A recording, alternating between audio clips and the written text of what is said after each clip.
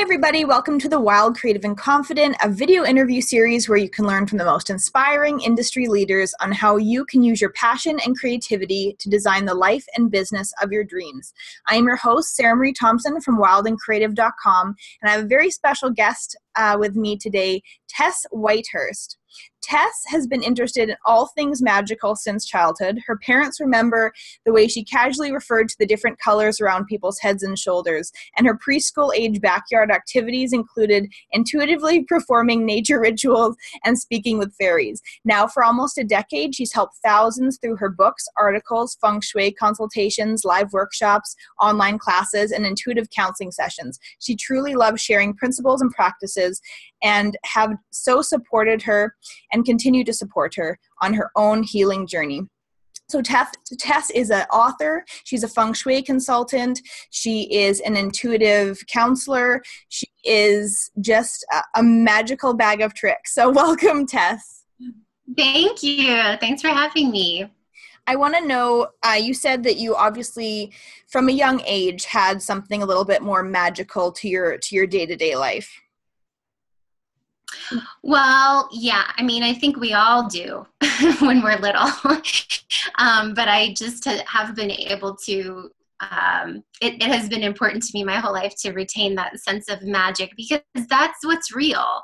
It's not, we don't stop believing in magic because it's not real. It always is. It's like we fall away from that and fall into the illusion that there's such a thing as mundane. So most of your books that you have written, and I have one of them here, Magical Housekeeping, which I have to say I totally fell in love with the cover. That was my first connection with you at a bookstore, and I fell in love with this cover. It was so magical, and I remember reading the book for the first time, and I loved it. It's like it's full of charm, full of magic, full of whimsy, and I totally loved it. I think I've probably promoted it many different times to friends and family. Yeah. But all of your books have a little bit more of a magical aspect to them. Can you share that with us? Well, the idea is that our thoughts and feelings and beliefs and expectations create a vibration, and that vibration attracts what it emanates. So like attracts like, it's the law of attraction. So I love thinking about how we can interweave this magical consciousness into every moment of every day. So it's not just when we're meditating or doing a ritual or lighting a candle, but all the time when we just always live our life with this sacred awareness that we're creating our life experience. Would you say that you have always been a very creative and inspired individual in that sense, like always wanting to be a writer or to help others? Yeah, I would definitely say that I've always wanted to be a writer for sure. Like even when I was 18, I went to acting school. And I think that if I would have known that I would have been that I was going to be an author, I would have been so much more excited than thinking that I was going to be a movie star or an actress. I think I just didn't really have faith that I could write at that time. So I just went for my second choice, which was acting. But yeah, I've always loved reading, and I love writing. Did you always think from even a young age that you would have the reality that you have now? I mean, you're an amazing author. You have multiple books. You are always sharing your wisdom with other people, whether that be feng shui consultations or you're talking about your books. You know, I certainly hoped that I would. I think it really has, my life and life path and career path have really exceeded my fondest dreams. I mean, when I was a kid, I would have loved to think that magic would be my career path. Maybe deep down, I thought that was a possibility. I certainly hoped for it. How do you feel that you've taken your passion for life and business and writing to a level that's different from most people? How do you feel that you have really been unique in that sense? Well, I mean, I feel like I have had a lot of support people. I have a lot of people in my life who are living in alignment with their joy. I have my cousin is a musician, and I have friends who are nutritionists, and my boyfriend's a musician also. And so I've had a lot of people that are very encouraging to that reality. I've been really lucky in that way. And I think that seeking people out like that, surrounding yourself with people who believe in that reality of being able to live a life that you love is really, really helpful. Has there ever been a time in your life where you have, really felt the discouragement? Maybe you didn't have those support systems, or because I would imagine that, the way that you write your books, I mean, they're beautiful, magical, but they are fringe, right? They're fringe in the bookstore. Did you ever get to a point where you ever felt any discouragement or anything like that from being online, society? Other book publishers? Yeah, totally. I mean, I still sometimes feel that, like the way that that I'll read in a mainstream magazine, like they'll use the word new agey as if it's an insult. And then on the next page, they'll talk about yoga. So it's like, like in the 70s, yoga was an insult. And now it's like this normal thing that people do that is clinically proven to help, and meditation. So I still do get frustrated by that. But certainly I believe that, I've observed and experienced that for those of us on a path where we want to express our gifts in like a metaphysical context, that there is a societal kind of thing that we have to overcome, because we are such a social species that we do take it personally when we feel like we're insulted in mainstream media or just not understood. And so we can internalize that. And I feel like almost everyone does. And that's a big part of the process, is putting one foot in front of the other as far as coming out of the closet to yourself and other people, and not judging yourself as being delusional or silly or flighty or anything like that. But even like you were saying about having support systems, when anybody is really feeling like that, I'm sure you would agree that really seeking out those support systems, even though they're not exactly the same niche as you, same career as you, but just having that support from other people, because so many people are in business for themselves and kind of stay very private or very introverted, right? And maybe not necessarily, especially online businesses, and not necessarily like reach out for support and community and collaboration, right? Have you done a lot of collaboration with other authors or other people in your niche? I have I have talked to them and bonded with them and received support from them. But as far as collaborating on projects, I have with the author Ellen Dugan. We did do a book together, and that was awesome. Nice. And then now I'm feeling like now is the time when I'm feeling drawn to do even more collaborations. I haven't as much in the past, but I'm really wanting to do more and planning more. I think it's really that collaboration is really what's going on now, isn't it? I mean, people are really realizing that it's not about competition anymore. It's really about collaboration. And, that whole old saying, if you can't beat them, join them. Not that is what we're talking about, but just really everyone working together to give out their message, right?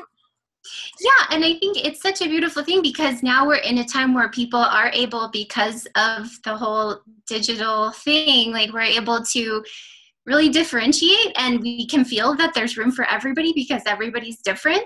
Where before, I think it was easier to think, oh, there's only these certain slots for this, what I'm doing, and so I have to compete and elbow people out. And now we are realizing that there's strength in there's just something so valuable in every single person. What would you say is one of your biggest achievements when it comes to personal power and understanding yourself to the point where you've really been able to give yourself ease and flow in your life?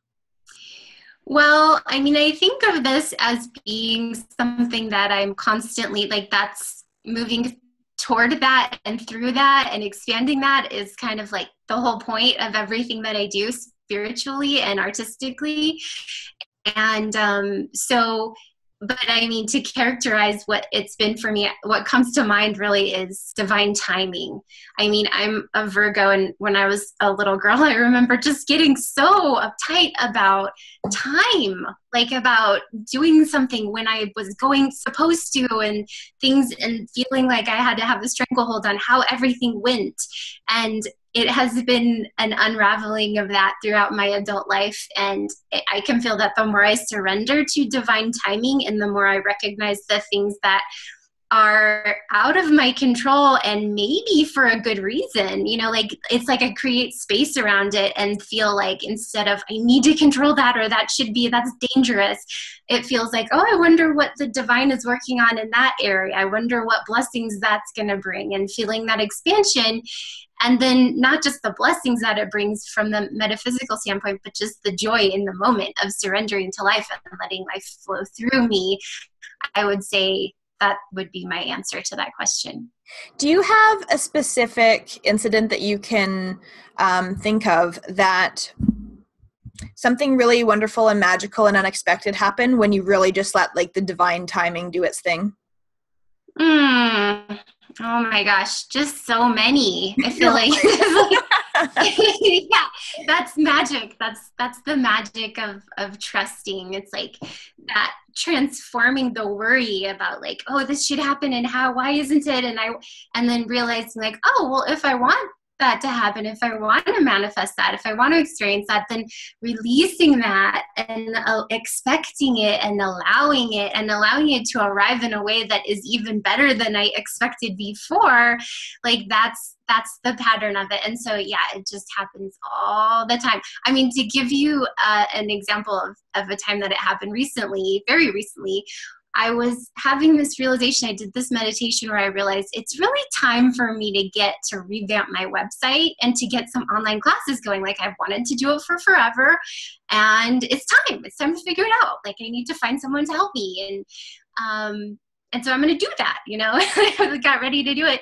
And I felt it as a divine download. I felt like that message and tuning into what was good for me in my career next. And then the very next day, I got an email from my friend Brandy, who is a digital marketing specialist specifically for creative entrepreneurs. And she was like, oh, hey, I can do online classes now. So if you want to do that, I'm totally excited about it, about co-creating that with you. So like, just one example. And like, of course that happened, The magic of collaboration. Yep, totally. I know we talked about this a little bit before, but I want to know, how have you personally taken the route of being very creative with your business opposed to being competitive in the online market? And when it comes to your business and your writing, how have you really diverted from competition, or how has it affected you? Well, I mean, I can feel, and I think of everything in terms of energy and vibration, and I can feel that the energy of competition immediately, it feels like the energy of lack, because it's like underlying that is the belief there's only so many spots, there's only so many people who can be successful. But then when you shift it to like, there's plenty for everyone, and isn't it wonderful? The more people that are successful and like thinking of someone who's so successful and thinking, wow, that's so wonderful for them, you can feel that expands you to be in that vibration. And that's what moves you toward that, more than feeling like, oh, how can I beat that person out? It just doesn't feel, you can just feel it doesn't open you up. It doesn't energetically open you up to that reality. And it's not even that a lot of people probably really want to get into the vibe of competition or even get into those feelings of competition. It's kind of like just a second nature in our subconscious, isn't it? To kind of go into that kind of protective mode, even though we know as individuals that that's not the right case, that's not the right avenue to go down, right? Yeah, I mean, it could be in our nature, or it could be a culturally taught thing that is in, that the kind of our culture values that whole survival of the fittest concept. And really, the truth is, when everyone helps each other and there's diversity, then we thrive. It's not necessary. It's like survival of the people who collaborate more than survival of the fittest. A person by themselves isn't going to succeed as much. Totally. I love that answer. What would you suggest to the female entrepreneurs that are watching, or even people that really want to get into their own business online, or, in a sense, do what you're doing, really helping others, really kind of spreading the light, being an online light worker, if you will. What would you say to them that are watching that has been a really important method or tool that you've used over the years to help you yourself find your true calling, and that might be able to help them find their soul's true calling? Yeah. So follow what's fun and do what's fun. And even if it doesn't necessarily make sense, it's like that whole thing of like, you don't have to see the whole staircase, just the next step. If something feels like, what's up with that? Like, I want to learn about that or study that or try that. And then it's interesting to me now that I look back to see how everything I did, like even jobs I had over the years, it's like they all contributed something to where I am now. So trusting that and trusting the process of that, and then trusting the process of present moment joy. Mm-hmm. It's funny. I was just talking to someone about something similar to that yesterday, about how, it doesn't matter if you have had, 4 years of university, or studied 5 years of something, or even 2 years, or, took a class in this, and you feel now you're like, oh, I'm not doing that. That's really wasted time. It's like nothing is ever wasted time, right? It's like everything is totally a building block in your story. So yeah, you can't feel bad about anything that you've done, or you can't say, oh, I didn't go the right route in this. Everything brought you to where you are now, which is essentially perfect.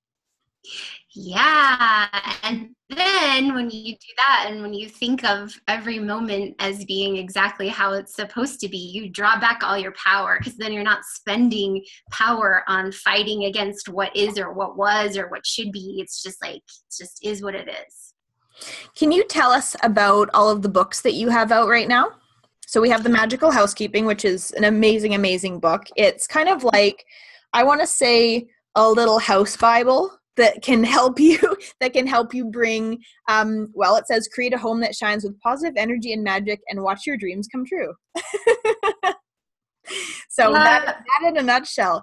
Yeah, but you have a couple other books. Go ahead and tell us about those. Okay, I hope I remember them. So I have the Good Energy book, Creating Harmony and Balance for Yourself in Your Home. The Art of Bliss, which talks about the feng shui floor plan, each of the areas of it, and goes into the metaphysics of each area deeply. Then I have The Magic of Flowers, which is really this fun book where I went and I communicated with flowers, and I tuned into their vibration and talked about their metaphysical properties. And then Magical Fashionista, which is like feng shui for your wardrobe and interacting with your beauty and self-care routine in a sacred, magical way. And Holistic Energy Magic is my most recent book, and that's doing magic and rituals without any actual physical tools. And then in October, I released a card deck, the Magic of Flowers Oracle, and that is really a great oracle. What's that? Is it you know that one? Yeah, beautiful. Oh, yeah. Yep. You can get those on Amazon, right? Yes. People can get all of your books on Amazon. Awesome. I want to just, if we have 1 second, I want to just mention a little, my favorite part of this book. I think we talked about it before, but they ask the spider. As I mentioned, whenever you rescue a spider inside of your home, instead of killing it, you get the privilege of asking her one question and receiving an answer. So you say that you can receive an answer from a spider up to, like, I think 48 hours later or something like that. But don't kill the spider. Take it outside, and you get to ask the spider a question. And chances are it will come to you, the answer. Yeah, and it does, doesn't it? Tell us about the Good Vibe Tribe. Okay, so this is a dream come true. It's this online membership program where we're putting up a free or an online workshop every month, and the first one is Good Energy and Magical Housekeeping Essentials, and then we're doing web chats about magical living every Tuesday night, and we have affirmations every Sunday and a forum where we can chat. Awesome. So this is something that people can definitely join into right away if they would like to take part in adding a little bit more magic to their life. And you also have a little free giveaway for the people that are watching today. Yeah, that's a download of my mini ebook, Unlock Your Magic, Open the Door to Your Spiritual Power. So it's just a little ebook that has meditations and inspiration about how to tap into your magical power and ability to manifest the conditions you desire. Very cool. I'm sure everybody will love that. That's awesome. Do you have anything else that you'd love to share with us that you have got going on behind the scenes right now? Like have you got a new book in the works, or what can we expect from you in the near future this year?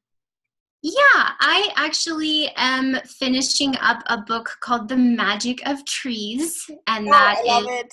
the magical and metaphysical properties of trees. So that was quite a project, and it's going to be really good. I love trees. I think a lot of people love trees. There's such a big connection with, nature and trees, and just feeling creative and feeling inspired and just feeling well, right? It gives you that well-being. I want to just say thank you so much for being here on this interview. I have one more question to ask you before we go. What is it that makes you wild, creative, and confident? Well, being a human, I feel wild. We are wild. We are nature. And I do feel like those of us drawn to the spiritual path that I'm on, we remember our wildness. We can't ignore it. We don't feel as domesticated maybe as everyone else. And so wild, just a natural part of my being. I was born that way. And creative, I believe humans are creative. We're a creative species, and it's healing. It's like, I really believe that if we are not creating something that brings us joy with a sense of playfulness and expansion, then it's unhealthy. So just, again, by virtue of being human, creativity, and then confident, I mean, that's something that I think also humans are generally shy. I think we're all shy, and that confidence is something that sometimes arises and sometimes doesn't. But the more that I'm true to myself and tap into the divine and breathe and follow my passion and my joy, the more I naturally maybe feel more confident more often. But definitely, I don't always feel confident. And we can't every single moment of the day, right? And for people that are, not generally confident, I'd probably say, I'm sure you'll agree, it's just getting yourself out there, however that looks to you, right? I mean, when we kind of close our eyes and jump, in a sense, like I'm sure when your first book came out, you were excited, freaked out, many different emotions, right? Terrified. But yeah, that's a good point. I would also, something that makes me feel confident for sure is doing things that scare me. Like that's one of my main practices in life, I would say, is because I get so bored when I'm not doing something that scares me just at least a little. In my comfort zone like that, it's like I feel satisfied and nourished until I need to do that again. It's like just continually moving out of my comfort zone and expanding my comfort zone. Continue expanding yourself. That's the key. So where can people find you? Where can people find you online? Oh, my website, TessWhitehurst.com. TessWhitehurst.com. And I'm on Facebook, Facebook.com. Okay. And from Facebook.com/TessWhitehurst. Tess Whitehurst Magic. Sorry, you were just cutting out there. So Facebook.com/Tess Whitehurst. Author. Okay, great. Mm-hmm. And from her website, you can also find the Good Vibe Tribe on there I'm assuming that's where we can. You can, yes, or it's goodvibetribe.tesswhitehurst.com. Perfect. Awesome. Well, everybody, I hope that you get a chance to really check out Tess in your bookstores. Go grab all of her books, hook into her Good Vibe Tribe. I know I'm actually going to definitely join up. I can't wait for that. And, yeah, if you have any questions, definitely contact Tess. She's on Facebook as well. And thank you so much for being here. If you'd love to hook into our conversation about the interviews that are going on, you can hook into our private group, which is Wild, Creative, and Confident on Facebook. So thank you, everybody, and we'll see you again soon. Thank you, Tess. Thank you, Sarah.